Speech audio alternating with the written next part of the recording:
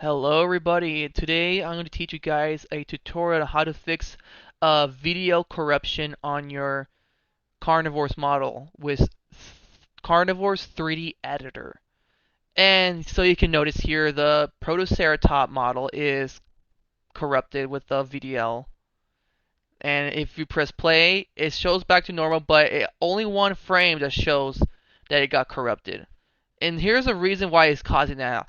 It's either because you did something wrong, or the main reason is because you're using Carnivore's 3D Editor 1.6.1, the newer version of the software.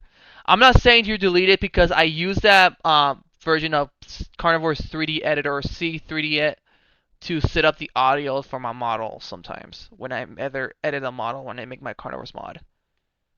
Yeah, so if you notice here, this is a pretty disturbing and frustrating and not good for your Carnivores modding because this is pretty weird and it's not supposed to do that.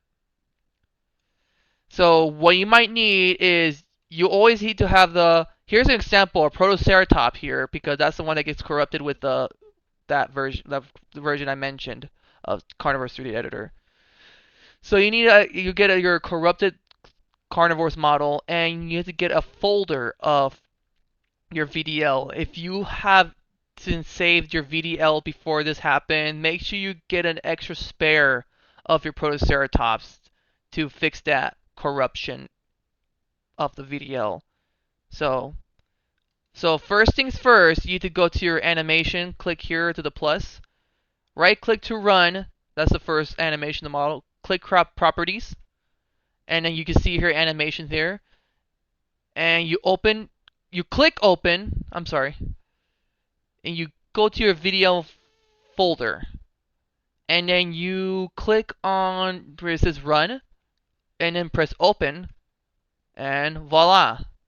Now you fix the corrupted VDL model and it's no longer glitchy.